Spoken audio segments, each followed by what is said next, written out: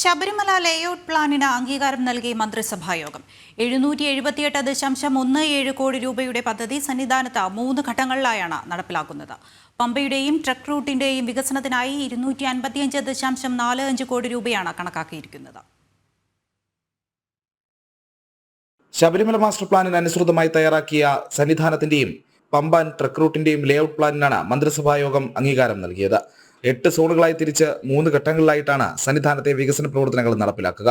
മകരവിളക്ക് കാഴ്ചയ്ക്ക് തടസ്സം വരാതെ ക്രൗഡ് മാനേജ്മെന്റിന് ഉപകരിക്കുന്ന വിധത്തിൽ 2 ഓപ്പൺ പ്ലാസകളും ലേഔട്ട് പ്ലാനിൽ ഉൾപ്പെടുത്തിയിട്ടുണ്ട്.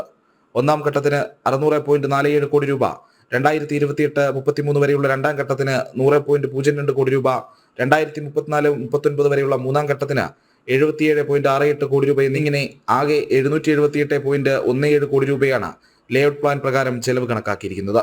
285.45 കോടി രൂപ മുടക്കി 2 ഘട്ടങ്ങളിലായിട്ടാണ് പമ്പ ട്രക്ക് റൂട്ട് വികസന പ്രവർത്തനങ്ങൾ നടപ്പിലാക്കുക. പമ്പയിൽ ആദ്യഘട്ട വികസന പ്രവർത്തനങ്ങൾക്കായി 184.75 കോടി രൂപ ചെലവ് വരും.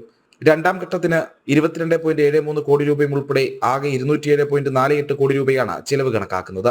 ട്രക്ക് റൂട്ടിന്റെ ഒന്നാം ഘട്ടത്തിന് 32.88 കോടി രൂപയും രണ്ടാം ഘട്ടത്തിന് 15.50 കോടി രൂപയും അടക്കം ആകെ 47.97 കോടി രൂപയിലാണ് പദ്ധതി.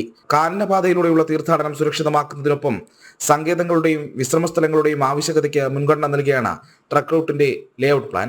എമർജൻസി വാഹനപാതയും ഉൾപ്പെടുത്തിയിട്ടുണ്ട്. ട്രക്ക് റൂട്ടിന്റെ ഇരുവശത്തും ബഫർ സോണും ഉണ്ടാകും. ജനം, തിരുവനന്തപുരം.